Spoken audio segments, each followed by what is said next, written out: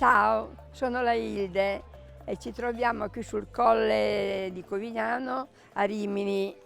Nel 1958 mio padre Antonio voleva aprire un coschetto e mio babbo, lui non sapendo fare niente, faceva il fattore, commerciava con le bestie, con le cose così, e mi ha lasciato lì e ha messo anche il mio nome. Non avevo tanta voglia perché volevo andare a scuola, volevo fare tante cose, invece Piada è Piada. Adesso ci sono i miei figli e le mie nipoti, la Federica e la Francesca. Mio figlio e le mie nipoti vi racconteranno come si fa la piadina romagnola, vi daranno la ricetta.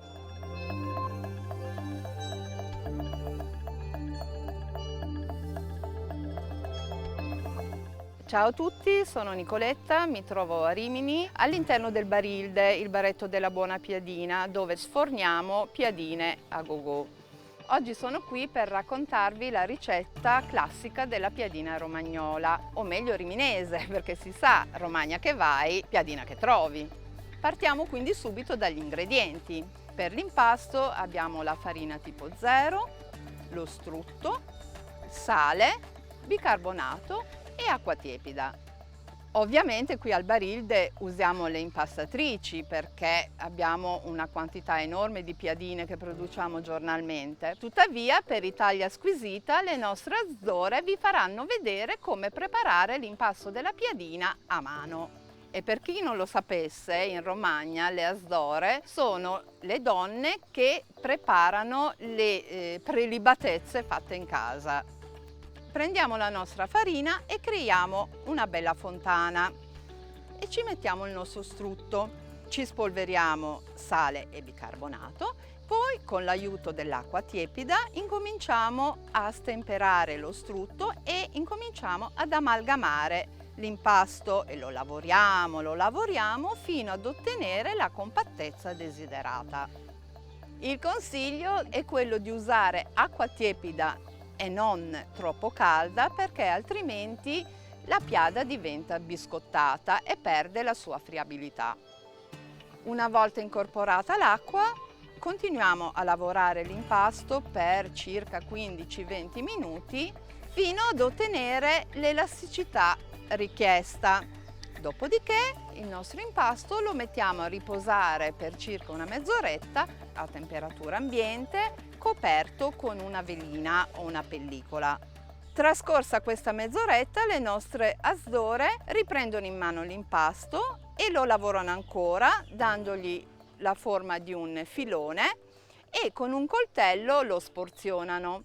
Poi a mano incominciano a fare quella che noi chiamiamo la pagnotta, che deve avere un peso compreso tra i 180 e i 190 grammi. Quindi, per darvi un'idea, con un impasto come questo, in cui abbiamo utilizzato 1 chilo di farina, riusciamo a ottenere circa 9-10 pagnotte e le copriamo sempre con della pellicola o della plastica e le lasciamo riposare per almeno 15-20 minuti prima di incominciare a stendere la piada. È molto importante che le pagnotte rimangano sempre coperte da questa plastica per evitare che si formi una crosticina sulla superficie. Qui al Barilde utilizziamo la stendipiada per preparare la nostra piadina da cuocere, mentre ora le nostre azdore vi mostrano come tirare la piadina con il mattarello, come si potrà fare in qualsiasi casa. Con il nostro mattarello, senza aggiungere farina o d'altro, incominciamo a tirare la piadina fino ad ottenere una forma a disco dello spessore di circa 3-4 mm. A questo punto possiamo mettere la nostra piadina direttamente sulla piastra per cuocerla. Un segreto? Mai girarla troppo spesso, perché altrimenti si seccherebbe. La piastra deve essere molto calda. La piastra è consigliabile in ghisa. Chiaramente qui al Barilde abbiamo una piastra molto grande che ha diversi gradi di calore. Si comincia quindi a cuocere la nostra piadina nella parte più calda per finire poi nella parte meno calda in modo che la piadina si asciughi.